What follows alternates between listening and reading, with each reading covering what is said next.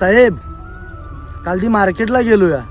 चला म्हटलं दिवाळी आली, मोठे मोठे लोक दिवाळी बनवतात, मग आपण पण यंदा बनवून बघू. काल मार्केटला गेलो साहेब, आणि तिथलं कंडिशन बघितलं साहेब. आशा होती 4,500 रुपये भाव असेल, 4.5 नाही 4 असेल साहेब. 2800 रुपये भाव होता. कसं जगायचं साहेब. देऊन दिले सोयाबीन, देऊन दिले. काय करणार साहेब, वापिस आणसाल तर घरी ठेवसाल, किती दिवस ठेवणार शेतकरी.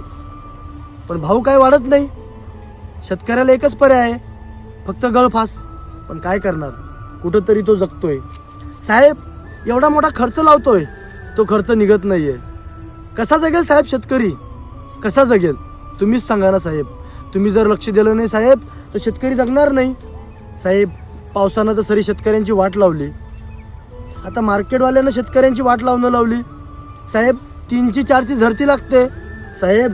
शेत इकावं लागेल हो साहेब, शेत इकावं लागेल. सोयाबीन दिसते खूप, आणि होते काय, या पावसानं निसर्गानं साथ सोडली साहेब.